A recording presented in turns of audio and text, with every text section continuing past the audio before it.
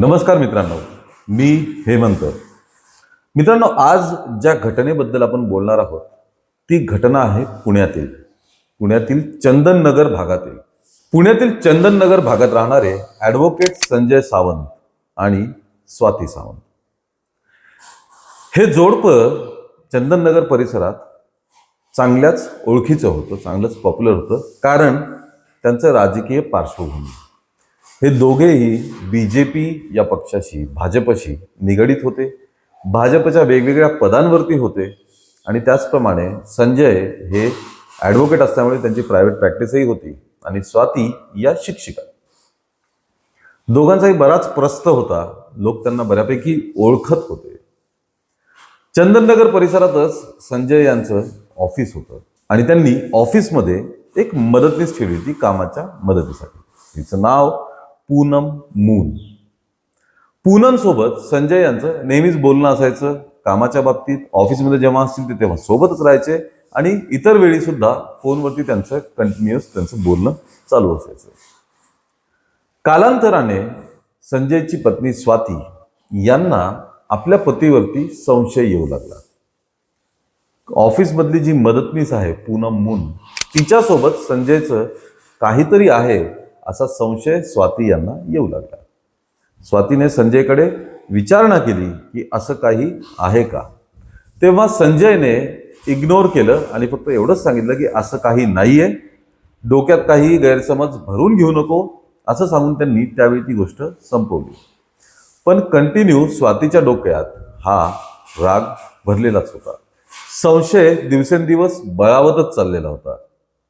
मध्येच कोणीतरी स्वाती यांना संजयचं आणि पूनमचं काहीतरी आहे अशी माहिती दिली. तेव्हा मग स्वाती आणखीनच चिडली. संजय आणि स्वातीमध्ये यावरनं भांडणं देखील झाली. एके दिवशी पूनम रोजच्या वेळेनुसार ऑफिसमध्ये गेली. ऑफिस उघडलं आणि थोड्या वेळाने संजय तिथं पोहोचला. संजय पोहोचल्यानंतर काही वेळातच संजयची पत्नी स्वाती आपल्या मुलीला घेऊन ऑफिसमध्ये पोहोचली. तिथे तिने संजय आणि पूनम यांना समोरासमोर बसवलं आणि विचारलं, तुमच्यामध्ये काय संबंध आहेत ते मला स्पष्टपणे सांगा. सुरुवातीला दोघांनीही अशा काही संबंधांबद्दल स्पष्ट नकार दिला की आमच्यात असं काही नाहीये वगैरे वगैरे. स्वातीचा पारा आणखी चढत गेला. ती आणखी रागात येत गेली आणि नंतर तिने पूनमलाच दोष द्यायला सुरुवात केली की तूच अशी आहे, तूच तशी आहे, तूच माझ्या नवऱ्याच्या मागे लागली असशील वगैरे वगैरे. स्वातीने असं म्हणताच संजयने पलटी मारली आणि संजय म्हणाला की हो, हीच माझ्या मागे पडलेली आहे, हीच माझ्या मागे लागलेली आहे. तेव्हा स्वातीचा राग आणखी अनावर गेला आणि तिने पूनमला थेट मारहाण सुरू केली. त्याचसोबत संजय आणि स्वातीच्या मुलीने देखील पूनमला मारहाण सुरू केली. दोघी जणी मिळून लाथाबुक्क्यांनी पूनमला मारत होत्या.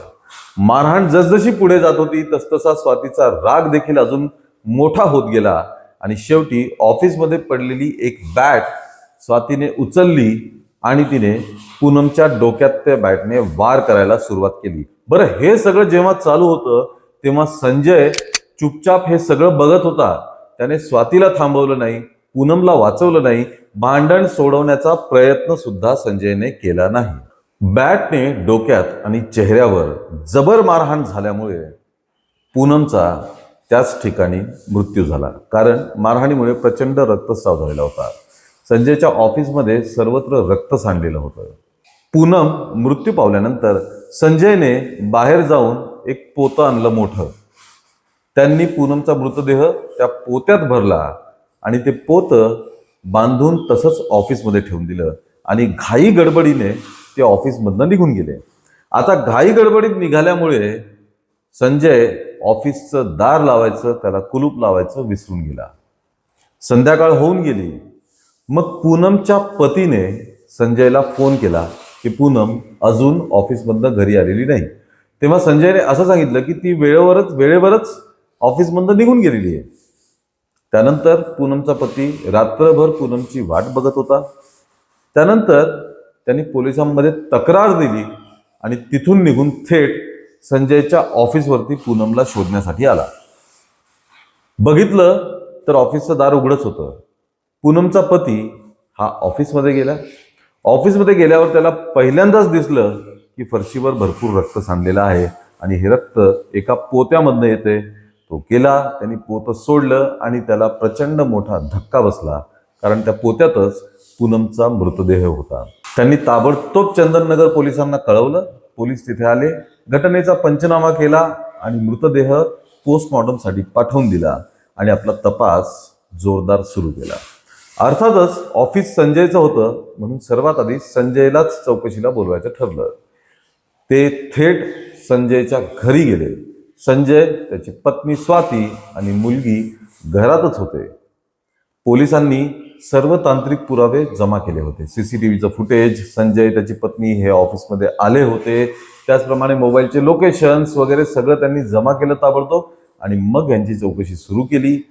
सुरुवातीला उडवाउडवीची उत्तरं दिल्यानंतर संजय आणि स्वातीने पूनमची हत्या केली आहे असं कबुली जबाब दिलेला आहे. त्यांची मुलगी अल्पवयीन असल्यामुळे तिला सुधारगृहात पाठवण्यात आलेलं आहे. संजय आणि त्याची पत्नी यांना ताब्यात घेण्यात आलेला आहे. पुढचा तपास सुरू आहे.